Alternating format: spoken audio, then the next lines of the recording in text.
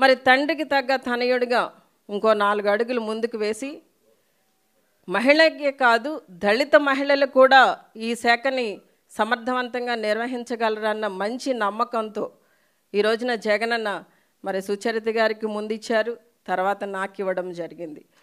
మరి ఈ రోజున ఇంత బాధ్యతాయుతమైన శాఖని మాకు ఇవ్వడం పట్ల, మహిళలమైన దళిత మహిళలమైన మాకు ఇవ్వడం పట్ల మరి నిజంగా మనం అందరం కూడా సంతోషాన్ని వ్యక్తపరచాలి.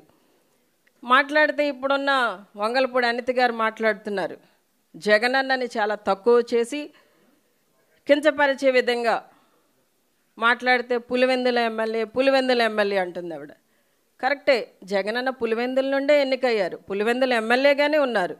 పులివెందుల ఎమ్మెల్యే అనేది క్రైటీరియా, ప్రతి వాళ్ళు కూడా ఎమ్మెల్యేగాని గెలిస్తేనే క్యాబినెట్లోకి వచ్చేది, తర్వాత ఎవరైతే పార్టీ అధ్యక్షులుగా ఉన్నా వారు ముఖ్యమంత్రి అయ్యేది, మేమందరం ఎన్నుకోవడం ద్వారా.